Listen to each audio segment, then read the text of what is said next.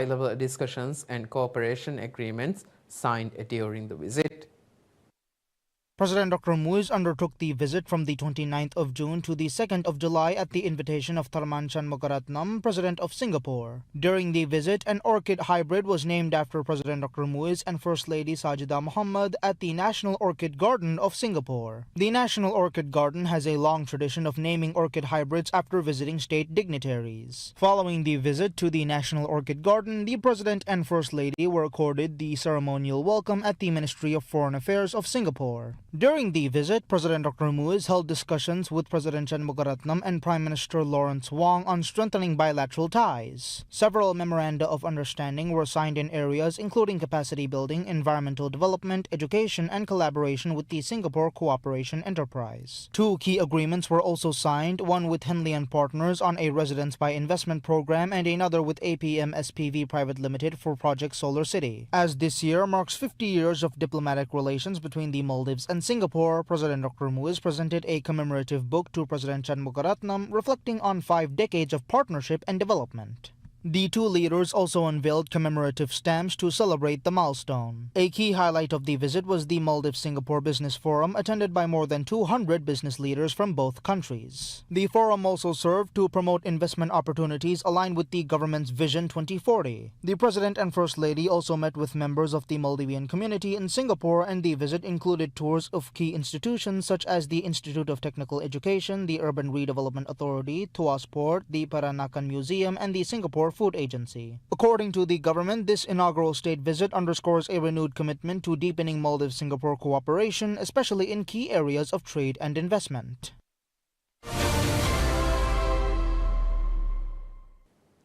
President Dr. Mohamed Muiz issues a presidential decree amending the administrative boundary of Maafaru Nuno Atoll to exclude Farumuli from its administration. Farumuli and Kanimahura was previously included within Maafaru's administrative area under a presidential decree issued on 15th April 2024. However, the new decree issued on 6th July removes Farumuli from the administration of Maafaru. The decree was issued under the authority granted to the President by the Decentralization Act. Following this change, Farumuli has been designated for tourism development in accordance with the Maldives Tourism Act. Consequent of this amendment, the annex of the decree on establishing inhabited islands to the Maldives has also been updated and published in the Government Gazette. Tourism development in the atolls remains a key policy of the government. The government has also been including uninhabited islands located near inhabited islands within their jurisdiction such that the islands can be used for various economic activities. These measures are part of efforts taken by the government to empower local councils and enhance their financial sustainability. According to the Constitution, the Maldives is to be governed under a decentralized system. The President is responsible for determining the jurisdiction of city councils and island councils in all administrative areas of the country under the Decentralization Act.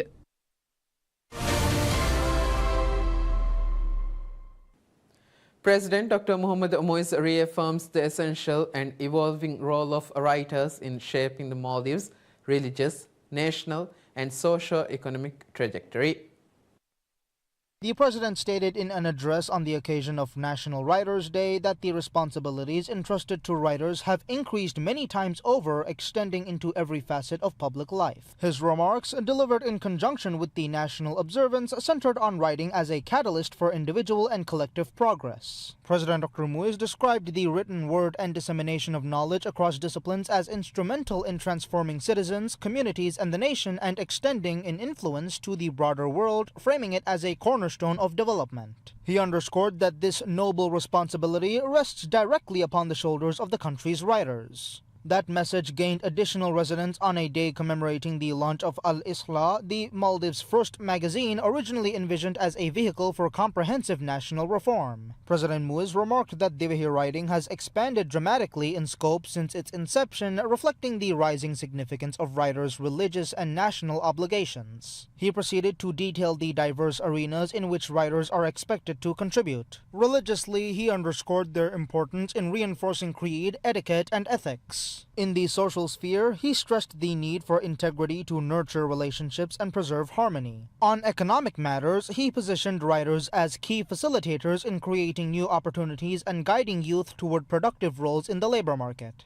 Expanding his remarks into the political domain, President Muiz observed that modern governance is increasingly shaped by writing manifestos. He highlighted the critical function of writers in drafting such documents, interpreting them for the public, and communicating national issues with clarity and honesty. He further tasked writers with advancing the country's diplomatic presence, fostering ties with foreign states and international organizations, and safeguarding national interests on all fronts. Reflecting on the power and responsibility embedded in the written word, he asserted that nations are shaped by the ideas their writers articulate. President Muiz issued an earnest call for writers to devote their creative abilities and activate their pens in service of collective advancement. He voiced hope that their insights and aspirations would enrich national discourse, elevate the dignity of Maldivians, and help chart a path toward a more promising future.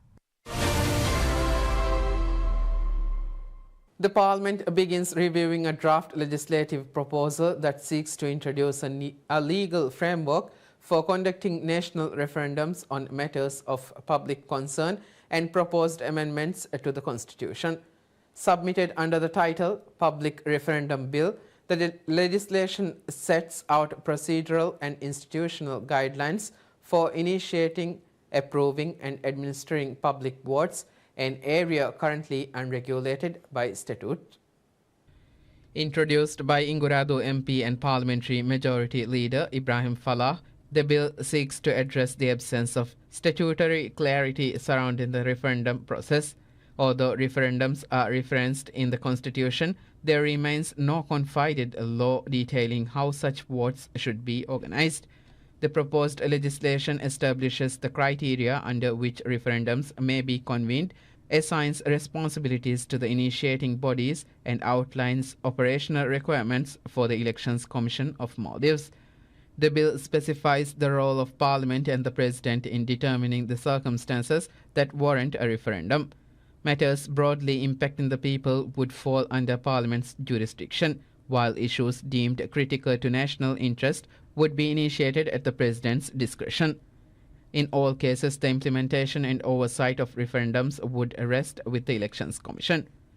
Among the areas identified for possible amendment through referendum are provisions concerning fundamental rights and freedoms, articles addressing the duration of parliamentary and presidential terms, clauses governing presidential elections and presidential assent, and articles establishing the territorial boundaries of the country. One provision seeks to address scenarios in which the President declines to ratify a constitutional amendment passed by the Parliament.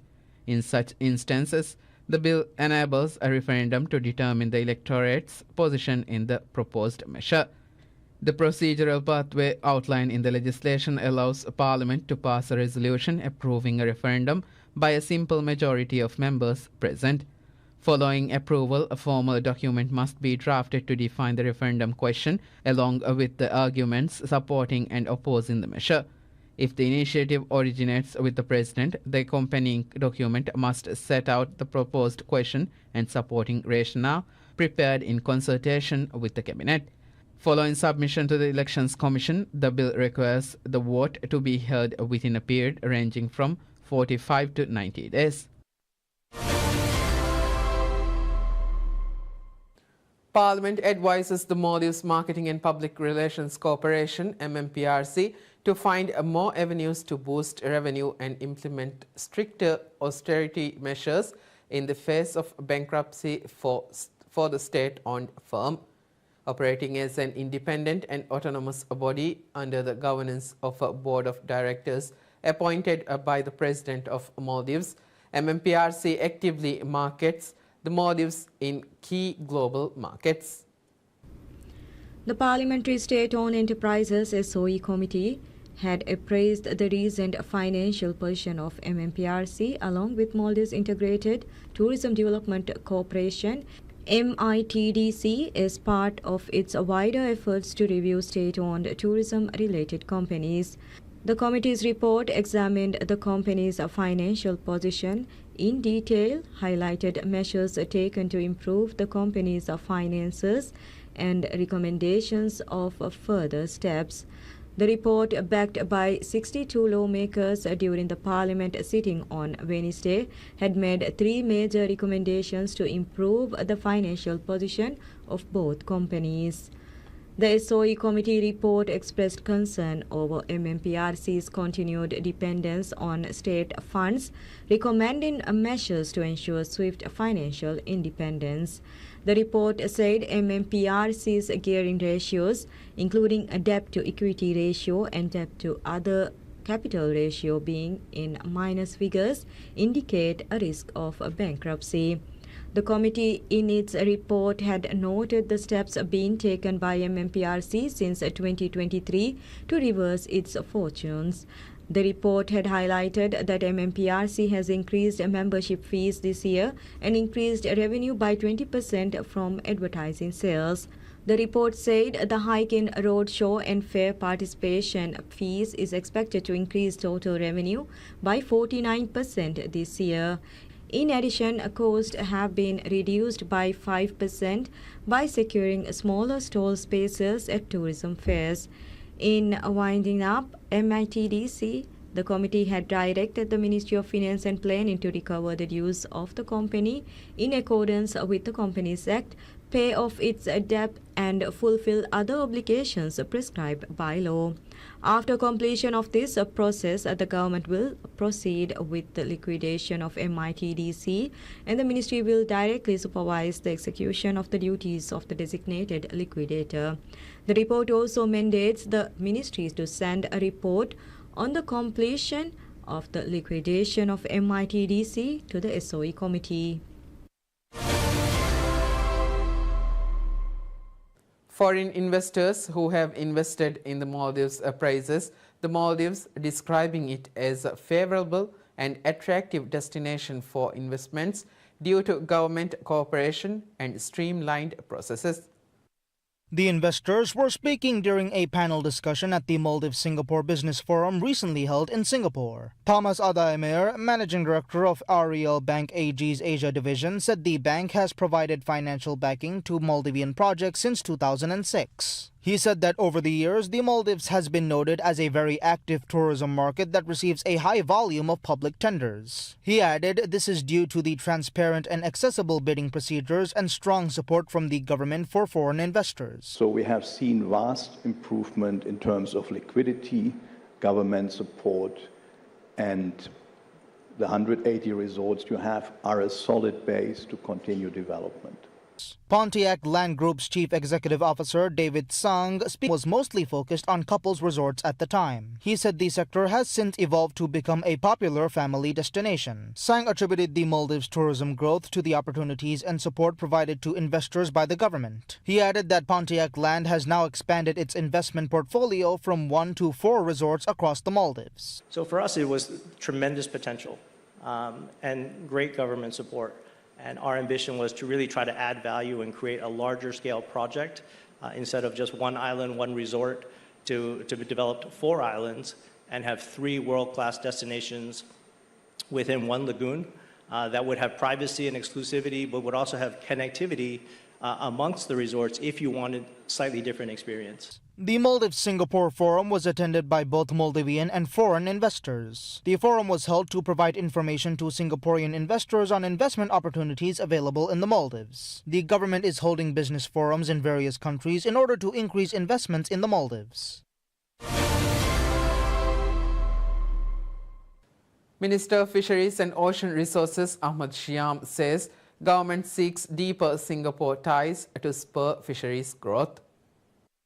The Fisheries Minister says that the government is advancing efforts to deepen engagement with Singapore's public institutions and private sector to accelerate growth across its fisheries and mariculture industries, which are key pillars of the national economy. The strategy was detailed by the minister in an interview with PSM News following the Maldives-Singapore Business Forum held in Singapore. Minister Shyam stated that detailed project information had been shared with potential Singaporean stakeholders, identifying wide-ranging opportunities for investment. Minister Shyam says that of particular focus is mariculture, which has been designated as a national priority by President Dr. Mohammad Muiz. According to the minister, these proposals are routinely placed on the agenda at high-level discussions, including forums chaired by the president. During an official visit to Singapore, President Muiz met with the country's president and prime minister, where he presented his outlook for expanding the Maldives fisheries sector. Minister Shyam also introduced plans for designated zones dedicated to sports fishing harbors, an initiative designed to broaden the Maldives tourism portfolio while integrating recreational activities more directly with the fisheries sector. The minister reiterated that the country's vision for sectoral advancement will be pursued through collaborative efforts with both government and private sector partners in Singapore. He noted that Singapore currently imports Maldivian tuna and sea cucumbers and noted the intention to expand this trade. Lastly, he added that joint initiatives will be structured to yield direct benefits for Maldivian fishing communities.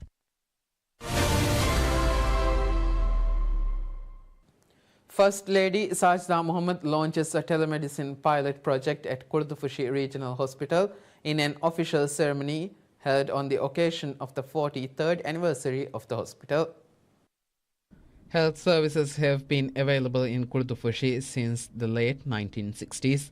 However, health services were formally introduced as an essential service in 1982. Over the past 43 years, the hospital has been considerable progress. Adding to the hospital's success, 3 new services were launched at the anniversary function, including the telemedicine pilot project.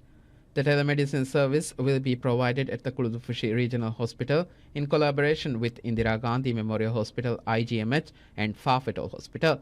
The services not available in Fafetol will be provided by the Kurdufushi Hospital, and the services not available in the Kurdufushi Hospital will be provided through IGMH. This will also support online posting of test results. Nazima Ali, the Chief Executive Officer of Kurdufushi Regional Hospital, speaking at the ceremony, said that the hospital is working to further strengthen the services provided by the hospital. In addition to telemedicine, a special clinic for non-communicable diseases and endometriosis services were also inaugurated at the ceremony. According to the hospital, the establishment of the clinic will help prevent non-communicable diseases early and build a healthy society. The hospital noted endometriosis as a painful disease women suffer. The introduction of endometriosis-related services will further expand treatment options as well as facilitate easier access to services for those suffering from such pain. The ceremony also recognized those who have contributed to the development of the hospital in various ways and those who have served for a long time. Plaques were also presented to the best employees of the hospital. A minute of silence was observed in memory of late Hassan Ahmad and the late Muhammad Hassan, who both served the hospital for many years.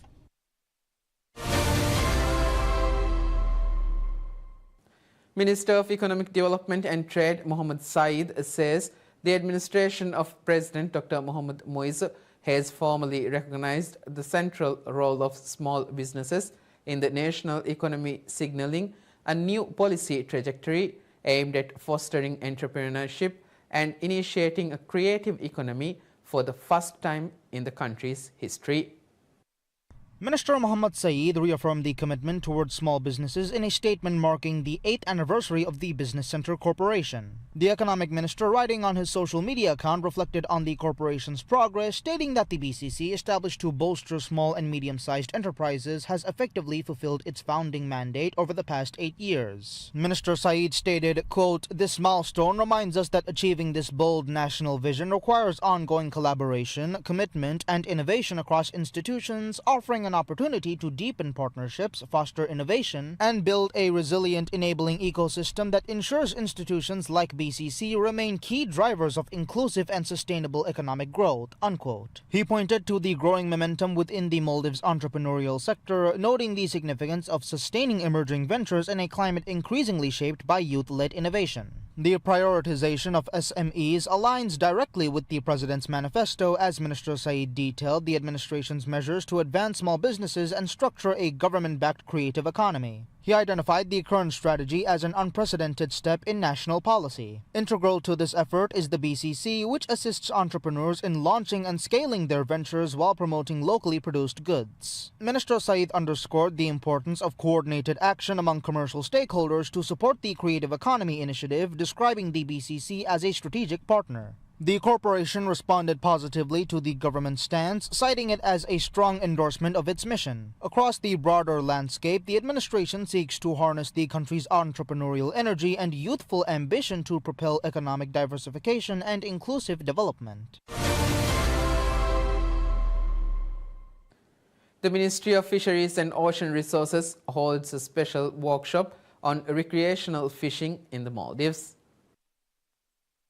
The workshop held by the Fisheries Ministry was attended by 60 fishermen from across the country. According to the ministry, the workshop, titled Masvaringe Gunzaru, was aimed at those involved in recreational fishing or sports fishing. The main objective of the workshop was to explore ways to promote recreational fishing in a sustainable manner. The challenges faced by those engaged in sport fishing and what can be done to address these challenges were also discussed. The workshop also served as a platform to convey the feedback and ideas of the participants of the workshop to policy level and discuss the opportunities for further development of recreational fishing. The Ministry of Fisheries said this was the first such meeting held in the Maldives targeting recreational fishermen. The ministry stated its intention to hold more such meetings in the future to strengthen the state's engagement with the recreational fishing community. According to the ministry, the workshop received strong public interest. While a total of 216 applications were submitted from across the country, 60 applicants were selected to attend the workshop.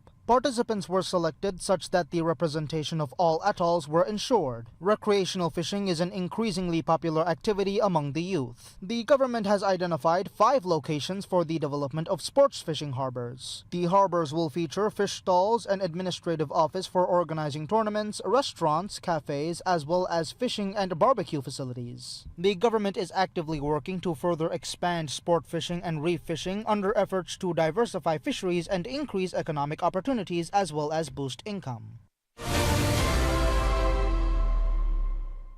The government holds formal discussions with senior officials of the Asian Development Bank, part of an effort to strengthen environmental defenses and accelerate its transition to renewable energy. Tariq Ibrahim, Minister of Tourism and Environment, met with Thiam Ni Ng, regional head of the ADB, for wide-ranging consultations addressing the nation's vulnerability to climate change and the complexities of strengthening renewable energy infrastructure.